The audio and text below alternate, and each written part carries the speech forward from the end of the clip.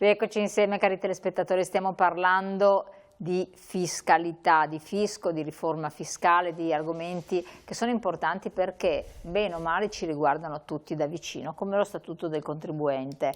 Chi non è a conoscenza dello Statuto del contribuente, alzi la mano, si alzano tutti dal divano che ci stanno seguendo, nessuno lo conosce. E allora? Beh, lo Statuto dei diritti del contribuente è una disposizione fondamentale perché, lo dice lo stesso nome, tutela i diritti del contribuente. E tutti dovrebbero conoscerlo, magari non tutti gli ascoltatori da casa, ma tutti i professionisti. Ma quali sono i diritti del principali del contribuente? Perché il contribuente non si sente... Qual è il diritto del contribuente? I principali diritti sono quelli appunto di una tassazione equa, corretta, no? Della ricerca della giusta imposta, e in questa riforma, per esempio, è stato specificato che prima di fare un accertamento, quindi di contestare una presunta evasione, l'amministrazione finanziaria deve incontrare il contribuente su un piano di parità e dialogare per tentare di arrivare a un rilievo che non sia un rilievo, come siamo stati abituati in passato, esorbitante, no? Scollegato dalla realtà economica del contribuente, ma un rilievo che tenga conto delle specificità dell'attività, dei momenti di crisi, no? Perché alle volte l'amministrazione magari presume, in base a banche dati, che i contribuenti debbano sempre guadagnare, ma se fosse così non esisterebbero i fallimenti, evidentemente. Esatto. Quindi il principio della giusta imposta, il principio è che l'amministrazione, quando svolge attività di controllo, e anche questo è un argomento della riforma, si comporti in maniera proporzionata all'obiettivo, cioè se il nostro fruttivendolo sotto casa viene segnalato perché non è congruo rispetto agli studi di settore, è inutile andare nel suo negozio in 10 finanzieri, bloccare l'attività per un giorno per fare un controllo, lo si chiama, gli si chiedono i documenti, si fa un controllo non invasivo. Viceversa, se c'è un indizio di una frode internazionale che magari ha dimensioni rilevanti, allora sì, i controlli possono essere più invasivi e penetranti. Questi sono i diritti fondamentali.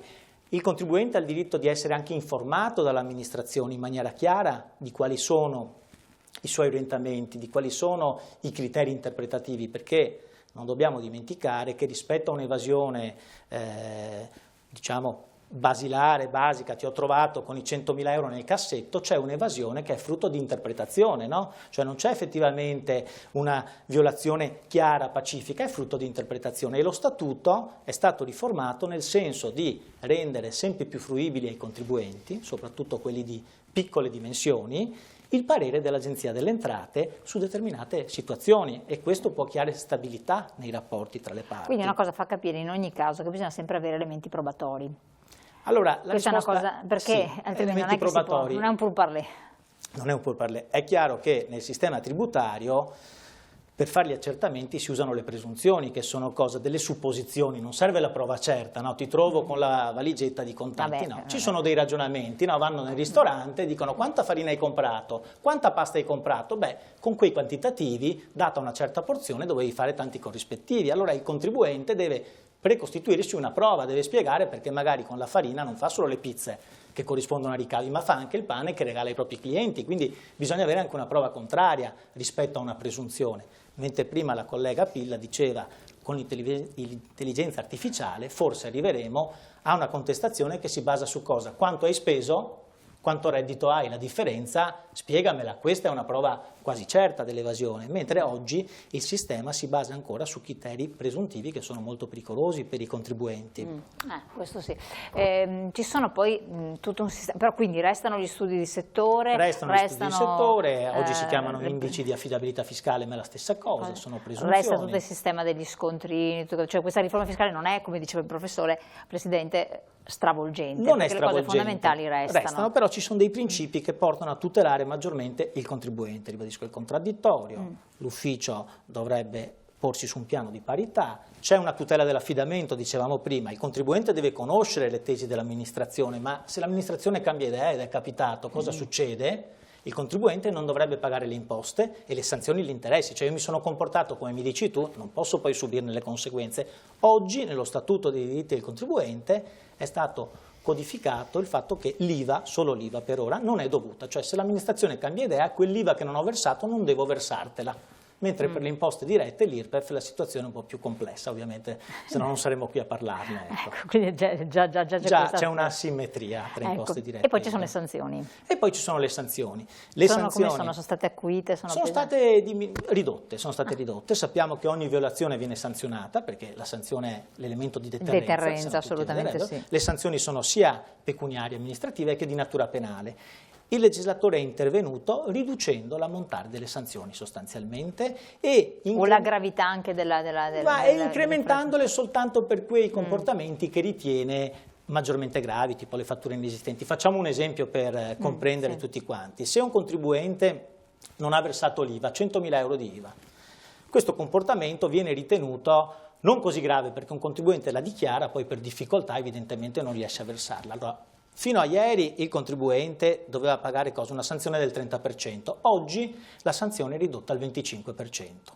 Nell'ambito quindi c'è un'attenuazione dell'impatto sanzionatorio. Però insomma comunque sempre del 25%. È stato anche, come diceva prima il professor Viotto, stimolata la compliance, il famoso ravvedimento operoso. Cos'è il ravvedimento operoso? È un pentimento. Il contribuente si pente prima di andare in contenzioso e dice ma riverso quello che non ho versato.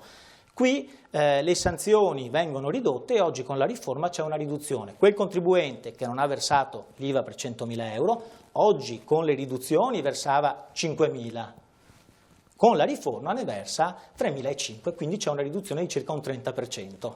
Per cui c'è una volontà di portare il contribuente spontaneamente a risolvere le questioni ed evitare di far faticare la macchina fiscale con contenziosi che poi ingolfano le Corti di Giustizia e la Corte di Cassazione. Assolutamente, questo è importante.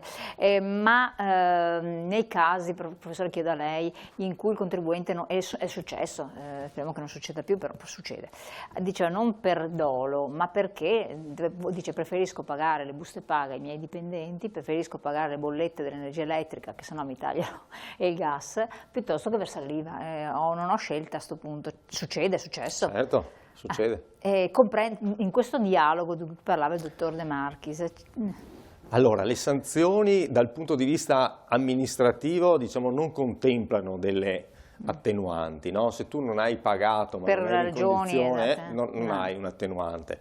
Invece un'attenuante è stata introdotta molto importante sul versante delle sanzioni penali, perché le violazioni più gravi sono sanzionate anche penalmente, quindi con delle pene che possono essere pene detentive. Ecco, lì nell'ambito delle sanzioni penali è stata prevista proprio come circostanza che ti consente di evitare la sanzione penale la dimostrazione della situazione di difficoltà oggettiva in cui il contribuente si è trovato. È stata codificata perché c'era un grande contrasto giurisprudenziale sul punto. Su questo punto è intervenuto appunto il legislatore della riforma e ha chiarito meglio in quali casi appunto si può arrivare a dire che la situazione di difficoltà conclamata può consentire di evitare la sanzione. Il caso che appunto lei poneva, no? Diceva mi trovo in una situazione particolare perché il mio più grosso cliente non mi ha pagato, sono diciamo in difficoltà, allora chiaramente pago i dipendenti e non riesco a pagare le imposte. Ecco, in certi casi si è codificato il fatto che va bene, non l'hai potuto fare, sarà una circostanza che verrà tenuta in considerazione per evitare la sanzione penale, non per evitarti però la sanzione amministrativa. Quella non è possibile. Aspetto. Però hai gli strumenti, se poi riesci ad avere, come si diceva, hai gli strumenti per poterla abbattere quella sanzione anche in modo significativo. Quindi da questo punto di vista è positivo per certamente è positivo. C'è stato un avvicinamento. Certo. Dove sta l'elemento di criticità e quindi esiste ancora, perché comunque i clienti vostri, insomma, gli imprenditori, i professionisti si sentono un po' perseguitati, no? dal fisco. L'elemento di criticità sulle sanzioni in realtà è un elemento di criticità per lo Stato in parte, perché le sanzioni, abbiamo visto, tutte le rottamazioni le hanno eliminate, quindi in qualche modo il segnale, questo a livello sistematico, che forse chi non paga, chi si difende forse vince alla fine. Quindi rottamazioni non ce ne sono più? Non ce ne sono più, vedremo, la storia recente ci dice che ce ne sono state tante e quindi nelle rottamazioni sappiamo che le sanzioni vengono meno, quindi gli incentivi alla compliance forse non sono così appetibili per un contribuente che sa effettivamente che poi verranno stralciate.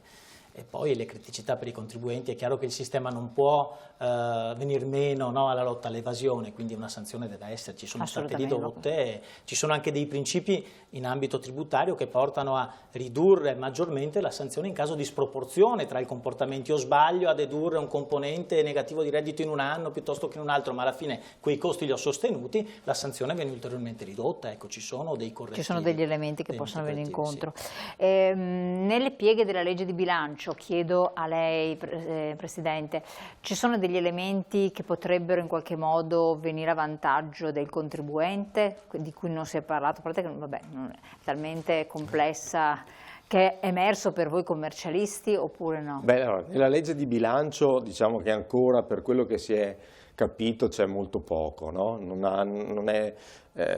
Sì, ci sono delle misure molto tecniche sulla la rivalutazione delle partecipazioni dei terreni, ci sono la rimodulazione delle aliquote, si parla per esempio di tassare con una flat tax certi straordinari che sono sicuramente misure favorevoli queste, certo. Perché diciamo, abbiamo un costo del lavoro elevatissimo, quindi pensare di riuscire a tassare diciamo, con un'aliquota piatta un po' più bassa certi straordinari, soprattutto in certi settori, si parla degli infermieri, secondo me sono misure assolutamente ragionevoli. Staremo a vedere se passano. Staremo a vedere, perché mi pare di capire che per adesso insomma, si parli di stipendi dei ministri piuttosto che di qualcos'altro, ma diciamo di cose veramente serie non si è ancora visto. Allora, siccome il tempo vola, io devo chiedere una battuta. Sulle successioni c'è qualcosa di importante da sapere? Vabbè, allora, le successioni, intanto per cominciare siamo, no, ma glielo dico in 2 parole, siamo, come dire, abbiamo un sistema fiscale sulle successioni che è molto favorevole. Cioè noi non abbiamo delle aliquote che rispetto ai paesi europei sono molto basse, 4, 6, 8% al massimo. E ci sono paesi europei dove si arriva al 43, 40, anche 60% talvolta. Ma cosa è cambiato? È cambiato nella riforma, diciamo, si è chiarito per esempio che, si è chiarito definitivamente che siccome ci sono delle franchigie, no? Per cui fino a €1.000.000 se il padre o il nonno danno al figlio, ecco, non pagano l'imposta. Bene, questa, nel caso della donazione c'è una franchigia di 1 milione e questa franchigia non si somma, non si considera poi questa donazione nel caso della successiva donazione. Quindi se il padre, che ne so, ha 2 milioni e vuole le dà 1 milione, dona al figlio, poi quando muore lascia l'altro milione al figlio e per quei 2 milioni il figlio non paga niente, diversamente pagherebbe comunque il 4%. Questa è diciamo è una cosa abbastanza... Sì, un chiarimento, perché diciamo c'è stato un po' stiamo parlando di importi rilevanti, magari di passaggi di azienda. Certo, poi sulle successioni chiaramente ci sono tutte le misure di favore per i passaggi generazionali che già c'erano, sono stati chiariti, è stato chiarito l'istituto del trust, su cui non mi... Adesso diciamo, nel caso è un istituto complicato che però può essere molto utile in alcuni casi per assolutamente, ma sarebbe bello anche parlarne, perché riguarda tantissimi imprenditori come passaggio generazionale, che immagino dobbiate affrontare anche voi, ed è una questione culturale secondo me che va affrontata di volta in volta. Ma il tempo è volato, io vi ringrazio veramente, speriamo di avere ancora modo di approfondire questo, insomma abbiamo dato alcuni assaggi, quindi questo per capire che se pensate di poter essere coinvolti in qualche cosa, rivolgendovi al proprio studio commercialistico dovreste avere anche le risposte, giusto? Da parte dei professionisti.